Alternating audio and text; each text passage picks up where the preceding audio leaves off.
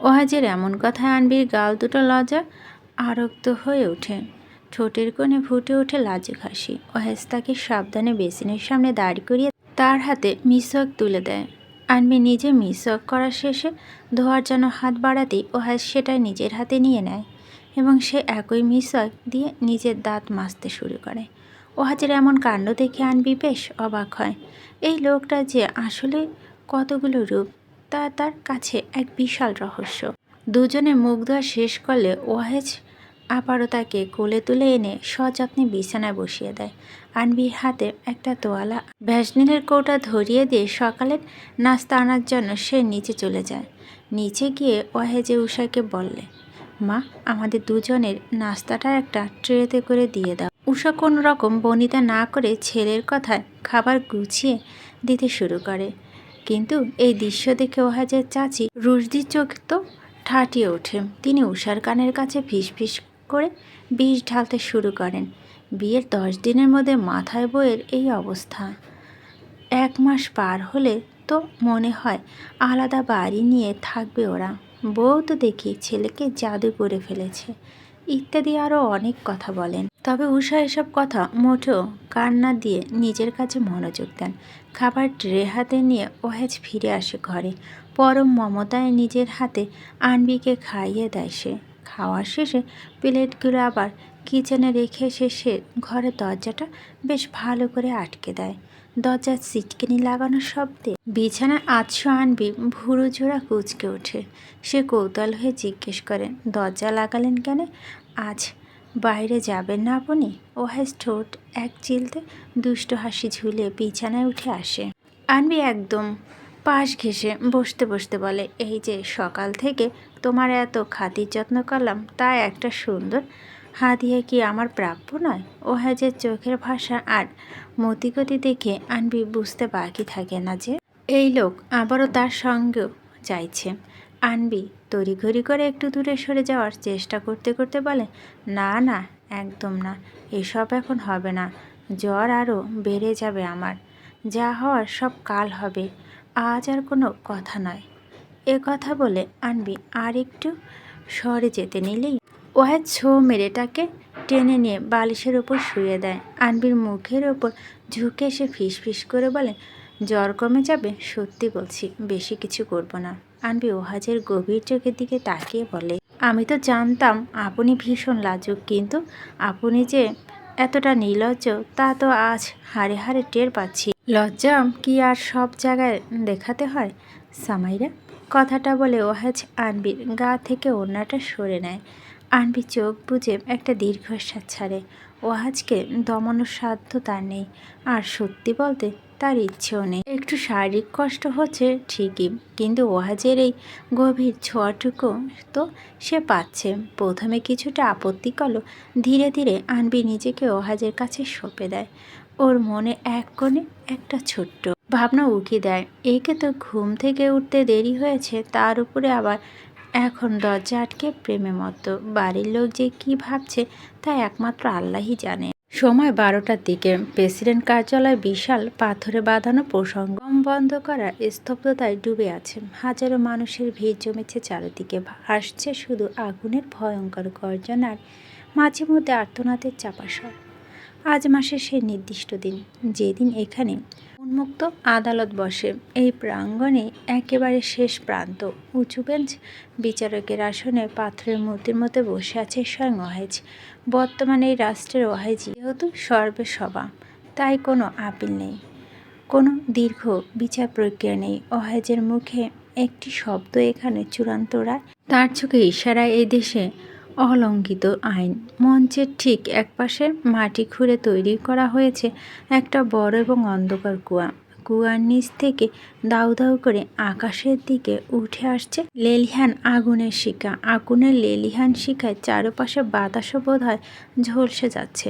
সে উত্তাপ সে লাগছে উপস্থিত প্রতিটি মানুষের গায়ে।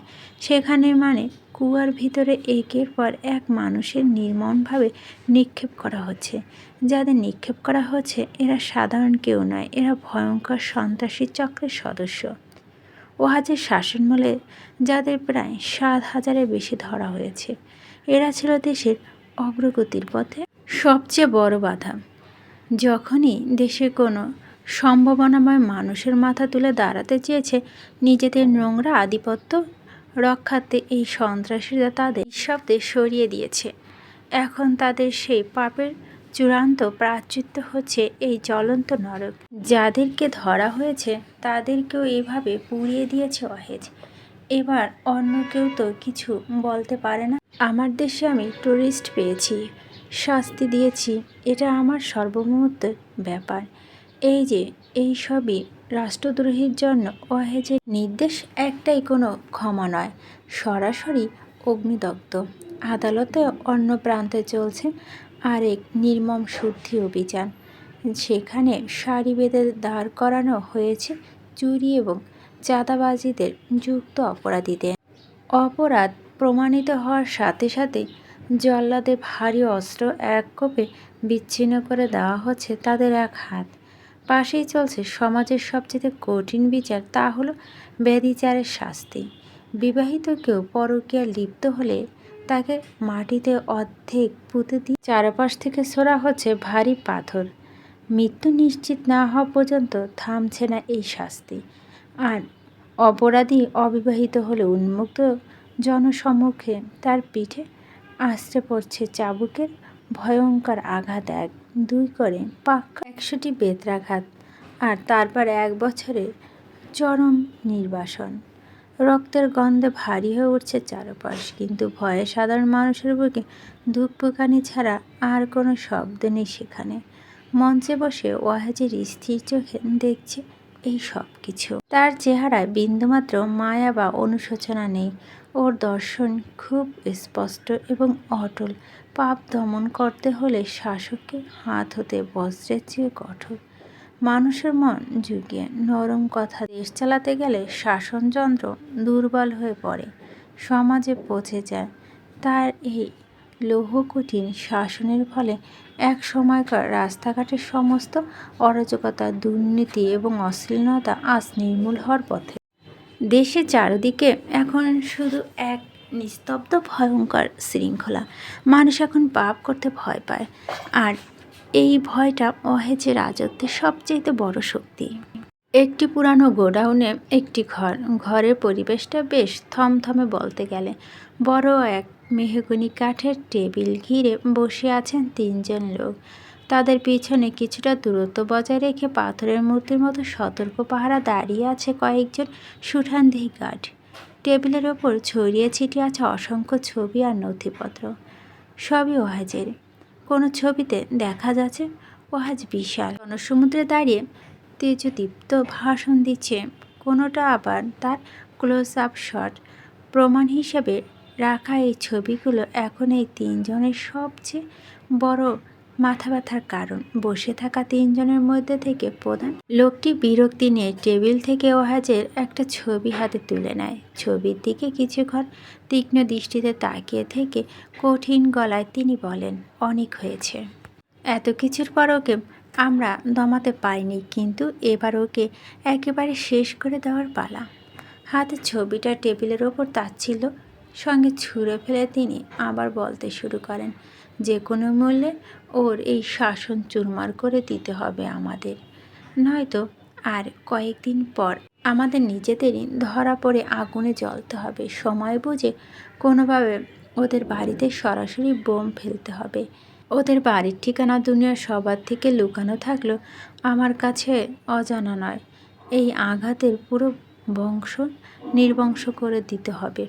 আর এই ভয়ঙ্কর পরিকল্পনা শুনে টেবিলের পাশে বসে থাকা দ্বিতীয় লোকটি কিছুটা নড়ে চড়ে বসে গলাটা সামান্য নিচু করে তিনি জিজ্ঞেস করেন, কিন্তু নিজের মেয়েকে কি করবেন? হামলা হলে সেও তো তখন ওই বাড়িতে থাকবেন। প্রশ্নটা শুনে প্রথম লোকটি মুখে কোনো বিকার দেখা দেয় না, উল্টো তার ঠোঁটের কোণে ফুটে ওঠে এক কুটিল আর তাচ্ছিল্যের হাসি। চরম নির্লিপ্ত আর শীতল কণ্ঠে তিনি জবাব দেয়, এরকম 2-1টা মেয়ে মারা গেলে আমার কিচ্ছু যায় আসে না, বরং ও মারা গেলে আমার পথের কাঁটা দূর হবে, আমি উল্টো বেঁচে যাব।